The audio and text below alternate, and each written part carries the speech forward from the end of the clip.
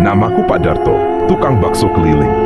Udah hampir 15 tahun aku dorong gerobak bakso keliling kampung demi sesuap nasi buat istri dan anak-anakku. Biasanya aku mulai keliling sore, terus pulang habis isya. Tapi malam itu beda. Malam itu jadi malam yang gak akan pernah aku lupakan seumur hidupku. Waktu itu udah jam 8 lewat, daganganku masih banyak. Aku mutusin buat muter sedikit lebih jauh, nyoba masuk ke gang kecil yang katanya baru dibuka ke arah belakang kampung. Kata orang sih, situ ada pemukiman baru. Ah, siapa tahu ada pembeli, pikirku. Lagian malam itu anginnya adem, suasana sepi. Cuma suara roda gerobak dan sesekali jangkrik yang nemenin langkahku. Aku masuk ke gang itu. Jalannya agak gelap, tapi masih bisa dilewatin. Anehnya, semakin aku masuk, gang itu makin sepi. Nggak ada rumah, nggak ada orang, tapi jalan terus berlanjut. Yang lebih aneh lagi, pohon-pohon di sekitar makin rapat.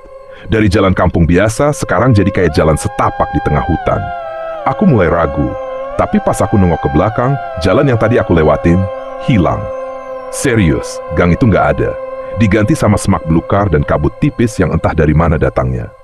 Nggak beres ini, batinku. Tiba-tiba dari kejauhan, aku dengar suara. Bakso! Aku langsung semangat.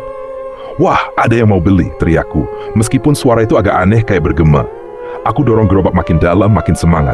Tapi pas aku sampai di tempat asal suara itu, aku lihat pasar. Iya, pasar malam. Tapi bukan pasar biasa. Lampunya kuning temaram, orang-orangnya berpakaian aneh.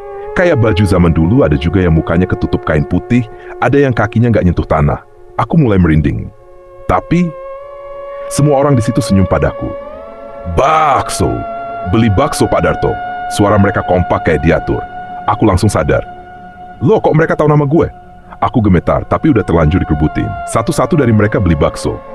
Tapi pas kulirik isi mangkoknya, baksonya bukan daging biasa. Warnanya gelap, dan ada yang bentuknya aneh kayak mata. Aku nyaris pingsan, tapi aku tahan.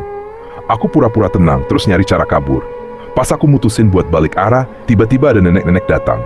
Mukanya keriput, matanya merah. Tapi dia ngomong lirih. Kamu bukan dari sini.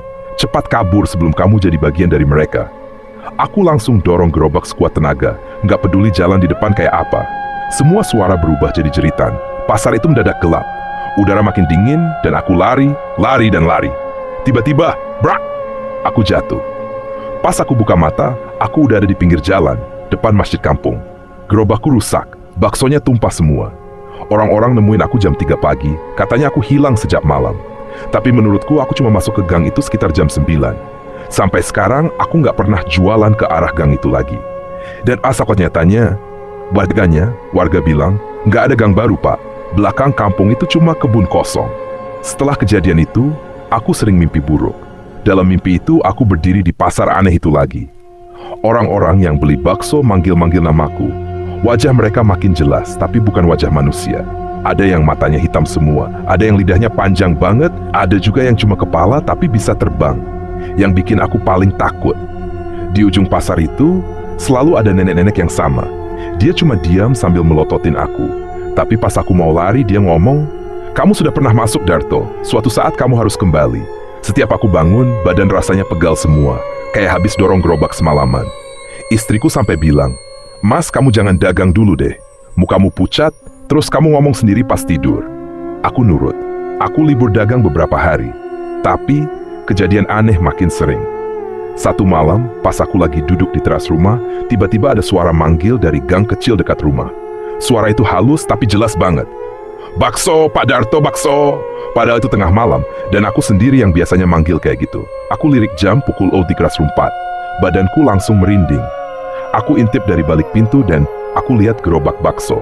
Tapi bukan gerobakku. Warnanya kusam, rodanya miring dan ada darah netes dari bawahnya. Aku tutup pintu rapat-rapat dan baca doa sebisa-bisanya.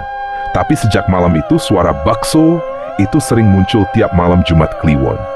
Anehnya, gerobakku yang rusak itu besok paginya selalu kembali utuh. Padahal sebelumnya sudah aku simpan di gudang dan aku ikat pakai rantai. Tapi tiba-tiba aja udah ada di depan rumah, bersih, lengkap, kayak habis dipakai jualan. Sampai sekarang aku masih mikir, apa aku beneran pernah jualan di alam gaib? Atau mungkin aku udah dicicipin sama mereka dan tinggal nunggu waktu dipanggil lagi. Aku nggak tahu, tapi yang jelas tiap malam aku nggak pernah lagi keluar rumah. Dan suara bakso itu Masih suka terdengar. Suatu hari ada seorang kakek tua datang ke rumahku. Dia pakai baju serba putih, jalannya pelan sambil bawa tongkat. Dia bukan orang kampung sini, aku juga nggak kenal. Tapi dia tiba-tiba bilang, "Kamu yang jualan bakso ya? Yang pernah masuk ke pasar malam di alam lain?" Aku langsung kaget. "Bapak siapa?" Dia duduk di bangku kayu depan rumah, terus cerita. Dulu katanya, ada seorang tukang bakso juga, namanya Pak Raji. Dia hilang misterius waktu lagi jualan di kampung seberang sekitar 30 tahun lalu. Nggak pernah ketemu jasad, tapi gerobaknya ditemukan terguling di pinggir kebun. Orang-orang bilang dia ditelan hutan, padahal itu cuma kebun biasa. "Nenek yang kamu lihat itu, namanya Nyai Mayang," kata si kakek. "Dia penunggu pasar gaib, suka mengundang orang lewat jalan-jalan yang seolah biasa aja. Tapi sekali masuk dan melayani pembeli di pasar itu, kamu dianggap bagian dari mereka." Aku gemetar. Jadi benar, malam itu aku jualan di alam lain. Sekarang kamu sudah dicatat sebagai penjual di dunia mereka. Dan yang aneh, mereka suka dengan bakso kamu, lanjut si kakek sambil senyum miris. Aku bingung. "Terus, saya harus gimana, Pak?" "Kalau kamu nggak mau dibawa selamanya ke sana, jangan pernah buka suara saat dengar panggilan. Apapun yang terjadi, jangan jawab, jangan keluar rumah, dan jangan lihat ke arah suara itu." Aku angguk-angguk, walaupun hati masih diliputi takut. Beberapa hari tenang, tapi datanglah malam Jumat Kliwon berikutnya. Angin dingin berhembus, anjing-anjing di kampung menggonggong bersaut-sautan. Lalu tepat pukul 2, suara itu terdengar lagi. "Bakso! Pak Darto, bakso!" Tapi kali ini berbeda, suaranya makin jelas, dekat, dan suara roda gerobak terdengar di depan rumahku. Aku tutup kuping, baca doa, merem, tapi ada suara ketukan pintu. Tok, tok, tok. Aku tahan napas, tapi tiba-tiba, "Pak Darto, satu mangkok ya, kayak kemarin malam." Darahku beku. Itu suara pelanggan yang aku layani di pasar gaib malam itu. Suaranya masih sama, tapi seharusnya mereka nggak bisa datang ke dunia nyata. Ketika aku nggak jawab, suara itu berubah marah. "Pak Darto, kamu milik kami." Pintu rumahku terbanting sendiri, angin kencang masuk, semua lampu padam. Aku langsung pingsan malam itu. Pas pagi harinya, aku bangun di depan gerobakku, lengkap, dengan bakso, tapi satu mangkok kosong. Dan mangkok itu, sejak malam itu, aku memutuskan untuk berhenti jualan. Gerobak itu aku bakar sendiri di kebun. Tapi suara bakso itu kadang masih terdengar pelan, makin lama makin dekat. Dan kadang, mangkok berdarah itu muncul lagi, di depan pintu rumahku. Setelah kejadian mangkok berdarah itu, aku benar-benar takut keluar rumah. Siang pun rasanya suram, bahkan suara tukang keliling lain aja bikin aku panik. Sampai akhirnya aku mutusin pindah rumah. Aku, istriku, dan anakku pindah ke kota lain, lebih ramai jauh dari tempat kejadian. Aku jual gerobak yang baru dan mulai kerja serabutan. Pokoknya aku nggak mau jualan bakso lagi. Tapi, gangguan itu belum selesai. Suatu malam di tempat kontrakan baru, anakku yang baru umur 5 tahun tiba-tiba bilang, "Pak, tadi ada yang ketuk jendela. Katanya mau beli bakso." Aku langsung merinding. Waktu aku cek keluar, jendela dapur basah kayak habis diludahi. Dan di lantai, ada mangkok kecil warna coklat tua, yang sama persis kayak mangkok di pasar gaib itu. Aku ambil mangkoknya dan langsung buang jauh-jauh ke sungai. Tapi sejak itu, anakku sering demam, ngomong sendiri tengah malam, dan bilang dia main sama nenek-nenek yang rambutnya panjang banget dan mukanya kayak meleleh. Aku nekat balik ke kampung lama, nyari si kakek tua yang pernah ngasih peringatan itu. Tapi kata warga, kakek itu udah meninggal 10 tahun lalu. Aku lemas. Jadi, siapa yang waktu itu datang ke rumah dan ngasih peringatan? Dalam keputusasaan, aku ke ustaz kampung.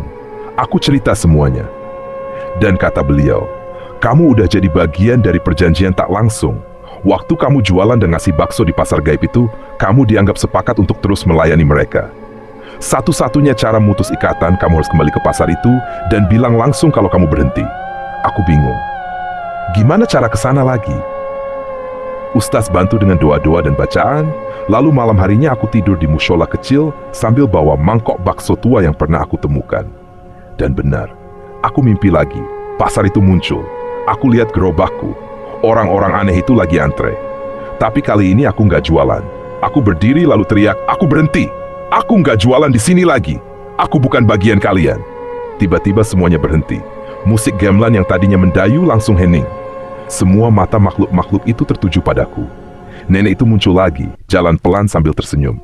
"Baiklah Darto, tapi ingat, Rasa baksomu sudah membuat kami ketagihan.